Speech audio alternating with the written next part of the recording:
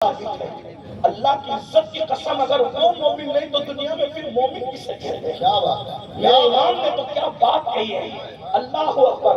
میں یہاں اس سے پہلے بات کرتا ہوں، لوگ جنت میں جائیں گے بعد میں، قیامت کے بعد۔ شیخین تو ابھی بھی جنت میں سو رہے ہیں، اس لیے کہ اگر ماں کے قدموں میں جنت ہے تو نبی کے قدموں میں کیا چیز ہے؟ میرے امام کہتے ہیں ساتین کا قران ہے پہلو ماہ میں، ساتین کا قران ہے پہلو ماہ میں، جھرمٹ کیے ہیں تارے تجلی قمر کی ہے، محبوب رب عرش ہے اس سبز قبہ میں، پہلو میں جلوہ جاہ عتیق و عمر کی ہے۔ دنیا میں سب سے زیادہ سلام جن کو پیش ہوتا ہے نبی کے بعد وہ شیخین ہے، سب سے زیادہ سلام دنیا میں جس کو پیش ہوتا ہے وہ شیخین ہے، اور 70,000 فرشتے صبح آ کر شام جہاں درود پڑھتے ہیں تو وہاں جہاں نبی کا مزار ہے وہیں پر وہ شیخین ہے۔ اگرچہ وہ درود نبی پر پڑھتے ہیں لیکن شیخین کا مزار رسول اللہ ایسے ان کو اپنے پہلو میں سلائے ہوئے ہیں کہ سبحان اللہ، جس کو نبی نے اپنی امان دی ہے۔ اللہ اکبر۔ استاد زمن کہتے ہیں ڈھونڈا ہی کرے صدر قیامت کے سپاہی، وہ کس کو ملے جو تیرے دامن میں چھپا ہے۔ عام مسلمان دامن میں چھپ جائیں تو فرشتوں کو نہیں ملتے، جسے رسول اللہ نے اپنے پہلو میں چھپا رکھا ہو پھر ان کی شان کا عالم کیا ہوگا۔ لیکن بات میں کہہ رہا ہوں قرآن صحابہ کے بارے میں کہتا ہے اولئک کتب فی قلوبہم الایمان، اللہ نے ان کے دلوں پر ایمان کی مہر لگا دی ہے۔ مہر کسے کہتے ہیں بھائی؟ جب خط لکھ دیا جاتا تھا یا آپ آج بھی مفتیان کرام موجود ہے فتویٰ لکھتے ہیں تو آخری میں مہر لگاتے ہیں، مہر کے بعد نہ اس میں اضافہ ہو سکتا ہے نہ کمی ہو سکتی ہے۔ جب مہر لگ جائے تب کوئی اس میں بڑھوتری اور کٹوتی نہیں ہو سکتی۔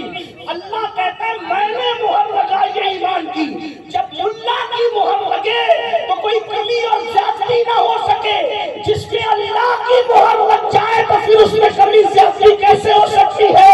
جب اللہ نے ان میں مہر لگا دی ہے اب وہاں کفر کا گزر اور نفاق کا گزر نہیں ہو سکتا، کیونکہ مہر اللہ کی لگی ہوئی ہے۔ سبحان اللہ۔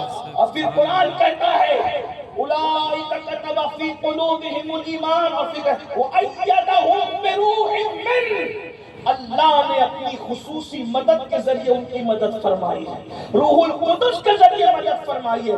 ایک تفسیری قول یہ بھی ہے کہ جبریل امین کے ذریعے سے ان کی مدد فرمائی ہے۔ اور پھر کیا فرمایا؟ وَيُدْخِلُهُمْ جَنَّاتٍ تَجْرِي مِن تَحْتِهَا الْأَنْهَارُ، جو قرآن کہہ رہا ہے جنت ہے وہ قرآن صحابہ کے لیے کیا کہہ رہا ہے؟ وَيُدْخِلُهُمْ جَنَّاتٍ تَجْرِي مِن تَحْتِهَا الْأَنْهَارُ، اللہ ان کو جنت میں داخل کرے گا جس کے نیچے نہریں جاری ہوں۔ جنت کے بعد اب ذکر آ رہا ہے اس سے بڑی چیز کا، رضی اللہ عنہم ورضوا عنہ، جس کو رضی اللہ کہا جاتا ہے اس کو جنتی کہنے کی ضرورت ہے، اس لیے کہ قرآن کہتا ہے وَرِضْوَانٌ مِّنَ اللَّهِ أَكْبَرُ، اللہ کی رضا سے بڑی کوئی چیز ہے ہی نہیں۔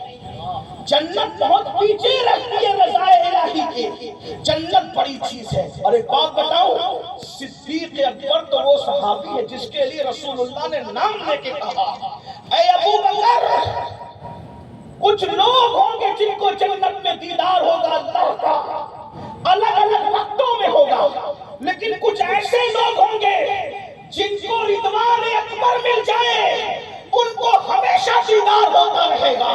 وَرِضْوَانٌ مِّنَ اللَّهِ أَكْبَرُ، جس کو رضوان اکبر مل جائے اس کو ہمیشہ دیدار ہوگا۔ تو صدیق نے پوچھا یا رسول اللہ، جسے رضوان اکبر ملے وہ کون ہے جس کو ہمیشہ دیدار ہوگا؟ فرمایا ابو بکر وہ تیرے سوا ہوگا جس کو اللہ نے رضوان اکبر۔ سبحان اللہ۔ مرتبہ حضرت صدیق کا یہ ہے سید، ہر فضیلت کے وہ جامع ہے نبوت۔ کیا بات ہے، سبحان اللہ۔ رضی اللہ عنہم ورضوا عنہ، اور پھر اللہ فرماتا ہے اولئک حزب اللہ الا ان حزب اللہ هم المفلحون، صحابہ کے لیے قرآن کہتا ہے وہ اللہ کی جماعت ہے، اور آگاہ ہو جاؤ اللہ ہی کی جماعت کامیاب و کامران ہے، ماشاءاللہ۔ یہ قرآن کہہ رہا ہے۔ اس لیے ہمیں فکر کرنے کی ضرورت نہیں۔ لوگ کہتے ہیں صحابہ کو نہیں مانتے، میں نے کہا ان کا بگڑتا کیا ہے؟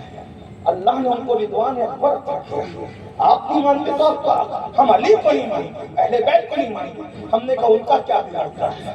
رسول اللہ نے فرمایا ہم پانچوں جنت میں ایک ساتھ ہیں۔ کیا بات ہے۔ ہاں تو بہرحال بات دور نہ نکلے، وقت تو پہلے ہی زیادہ ہوا۔ میں عرض کر رہا تھا صحابہ کو صاحب نگاہ کی صحبت میں وہ نگاہ عطا کی۔